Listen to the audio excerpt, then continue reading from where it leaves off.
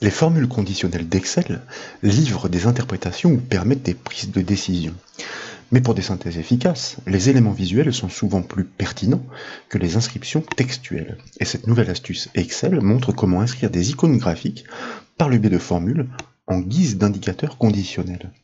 Dans l'exemple illustré à l'écran, nous travaillons sur les moyennes générales obtenues par des élèves. Les évaluations sont réalisées grâce à une imbrication de fonctions conditionnelles et les décisions, quant à elles, sont livrées sous forme graphique. Elles ne souffrent aucune ambiguïté. De plus, grâce aux couleurs associées, si une dominante existe, nous obtenons instantanément une estimation claire sur la tendance générale. Et bien sûr, ces icônes, ces symboliques réagissent dynamiquement, constatez-le en modifiant l'une des notes et instantanément, effectivement, l'avis du conseil bascule. Pour démontrer cette astuce, nous proposons d'établir les travaux à partir d'un classeur offrant quelques réglages précieux, classeur, bien sûr, proposé au téléchargement depuis le site bombache.fr. C'est donc dans l'unique colonne vide de ce tableau que doivent intervenir les indicateurs décisionnels. Il s'agit donc de la colonne F. Si la moyenne de l'élève est supérieure ou égale à 10, il est reçu. Cet état doit être matérialisé par l'icône d'une coche. Si sa moyenne est comprise entre 9,5 et 10, il va en rattrapage. Cet état doit être matérialisé par une icône montrant le litige. Enfin, lorsque sa moyenne est inférieure à 9,5, l'étudiant est recalé, et cet état doit être matérialisé par l'icône d'une croix. 3 cas sont à envisager, donc 2 fonctions-ci sont nécessaires. Mais elles ne doivent ni engager de calcul, ni écrire du texte. Chaque police propose d'innombrables caractères, et parmi eux figurent des icônes. Chaque caractère est associé à un code. Et c'est la fonction Excel car que nous avons démontré dans la formation précédente pour les sauts de ligne, qui permet d'inscrire tout caractère par son code. Mais encore faut-il connaître ces codes. En sélectionnant les cellules de la colonne F, vous pouvez noter qu'elles sont formatées dans la police Winding. Cette police propose de nombreuses icônes. Nous allons donc voir comment il est possible de découvrir les codes des caractères qui nous intéressent. Je vous propose de sélectionner l'une de ces cellules, par exemple la première, F4, et puis en haut de la fenêtre Excel, de cliquer sur l'onglet Insertion afin d'activer son ruban. Et tout à fait à droite de ce ruban, de cliquer sur le bouton Symbole et dans la liste qui se propose de choisir Symbole. Cette action a pour effet de déclencher l'apparition de la boîte de dialogue des caractères spéciaux, et ces derniers varient, comme nous l'avons dit, selon la police choisie. Avec la première liste déroulante sur la gauche, donc, nous allons choisir cette police Windings par ordre alphabétique, donc, et nous validons. Et puis, avec l'ascenseur vertical, je vous propose d'atteindre la fin de cette liste pour découvrir effectivement la présence de la coche qui nous intéresse, mais aussi de la croix. Et en la sélectionnant, eh bien, constatez qu'une zone indique le code associé en bas de la boîte de dialogue. Nous devons donc passer le nombre 252 à la fonction car pour produire une coche. De la même façon, nous découvrons en cliquant sur le symbole de la croix que nous devons passer le paramètre 251 pour produire une croix. Enfin, la dernière icône, celle du litige, eh bien, est associée au code 104. Elle est un peu plus haut dans cette boîte de dialogue. Faut-il encore la retrouver? La voici.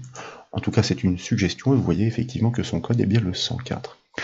Je vous propose maintenant de cliquer sur le bouton Annuler de la boîte de dialogue pour revenir sur la feuille Excel. Et puis, en cellule F4, nous allons débuter le calcul, bien sûr grâce au symbole égal, et puis ensuite avec la fonction conditionnelle si, suivi d'une parenthèse ouvrante. Ce qui est un peu déroutant, c'est que chaque caractère en temps réel est transcrit dans son association symbolique pour la police. Je vous invite à vous référer bien sûr à la barre de formule. Nous posons la première condition sur la cellule E4, c'est-à-dire la moyenne générale obtenue par l'élève en cours est-elle supérieure ou égale à 10? Ici, une fois n'est pas coutume, nous ne travaillons pas avec des valeurs dynamiques, mais statiques. L'objectif est de démontrer cette astuce pour ces icônes graphiques. Dans ces conditions, nous l'avons dit, nous souhaitons associer le symbole d'une coche puisque l'élève est reçu car 252.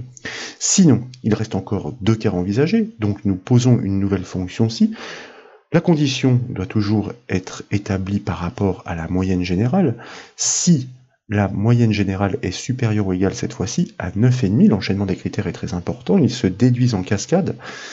puisque à partir du moment où nous en sommes là, nous savons que la note n'est pas supérieure à 10, donc si en même temps elle est supérieure à 9,5, cela signifie qu'elle est bien comprise entre 9,5 et 10. Dans ces conditions, il y a litige, et nous l'avons dit, c'est le code 104 qui permet de rapatrier l'icône qui nous intéresse, point virgule, sinon, le cas restant signifie que la note n'est ni supérieure à 10, ni supérieure à 9,5, elle est donc nécessairement inférieure à 9,5, et dans ces conditions, nous devons afficher l'icône d'une croix grâce au code 251.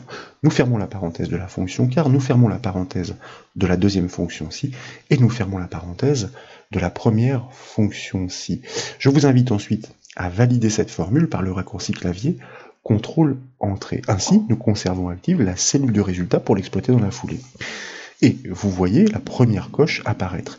Cette indication est tout à fait cohérente, étant donné la moyenne de l'élève qui est de 12. Cette logique doit être répliquée sur le tableau, et pour ce faire, je vous propose de double-cliquer sur la poignée du résultat. Tous les symboles s'affichent dans la colonne en cohérence avec les notes respectives obtenues. Et si vous modifiez l'unité note, comme nous l'avons fait en préambule de cette formation, par exemple, cet élève, après rattrapage, pourrait très bien passer à 11,5, à validation, constater effectivement qu'elle est désormais reçue, état symbolisé par cette coche verte.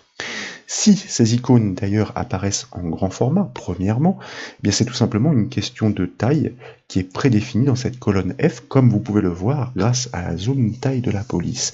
Et les couleurs destinées à bien les démarquer sont quant à elles régies par des règles de mise en forme conditionnelle en vigueur sur cette colonne. Pour le constater, il vous suffit de sélectionner l'une de ces cellules, de cliquer sur le bouton mise en forme conditionnelle dans le ruban accueil, puis de choisir gérer les règles.